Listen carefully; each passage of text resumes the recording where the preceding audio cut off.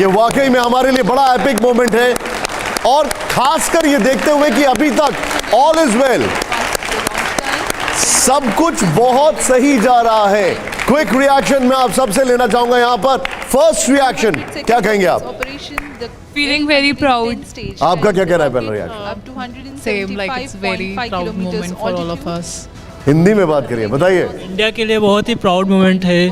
पिछली बार हम फेल हो गए थे, लेकिन इस बार बहुत ही सक्सेस मिलेगी मुझे, इतना। लेकिन क्या आप लोग खुश नहीं है इससे? बहुत ज़्यादा है। तो तालियां क्यों नहीं बज रही है?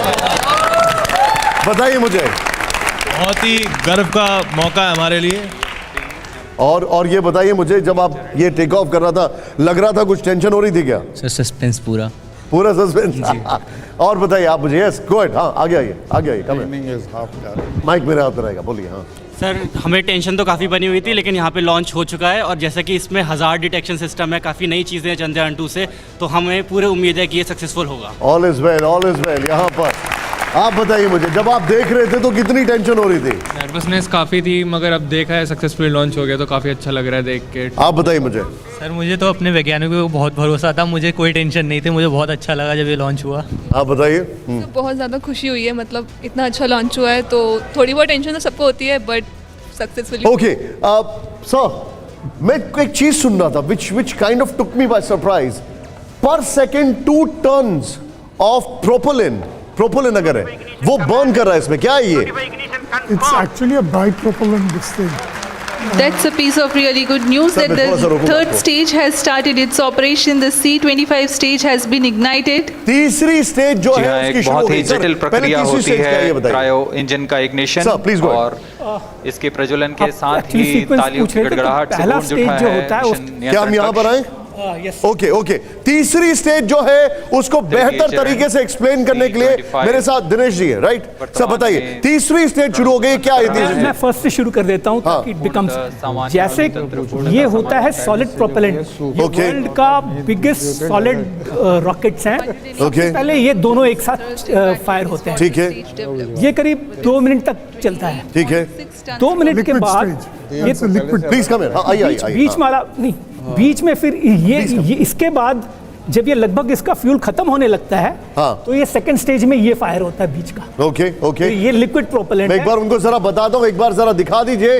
ये स्टूडियो में जो बता रहे हैं, एक्सप्लेन कर रहे हैं, तीन स्टेजेस क्या होती है सर? आई थिंक वो वहां पर एक टेक्निकलिटी के लिहाज से अब वो बताएंगे सर।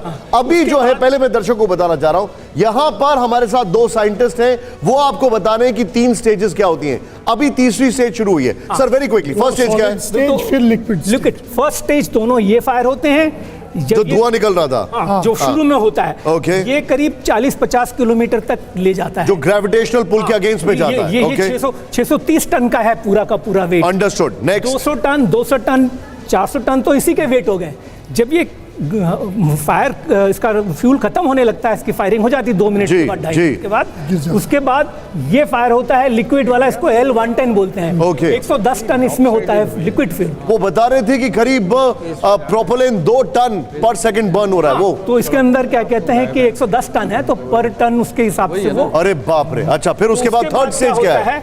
कि ये 5 मिनट के बाद ये क्रायोजेनिक इंजन इसको बोलते हैं। ओके। ये क्रायोजेनिक इंजन जो है ये 10 मिनट तक फायर होता है। ओके। और मैक्सिमम ये जो है ये लगभग 175 किलोमीटर तक पहुंच जाता है जब ये तीनों बर्न हो जाते हैं, first stage and second stage. मतलब ये फर्स्ट स्टेज जो है, फर्स्ट स्टेज में आप ये देखते हैं, ये आपने बताया सॉलिड फ्यूल है, राइट? सेकंड स्टेज में आता है लिक्विड फ्यूल, ये दोनों को मिलाकर करीब 175 किलोमीटर तक पहुंच ऊपर तक, अगेंस्ट द ग्रेविटी। और फिर आता है ये थर्ड स्टेज में क्रायोजेनिक इंजन। जी, अब मैं बहुत इंपॉर्टेंट चीज बोलने जा रहा हूं।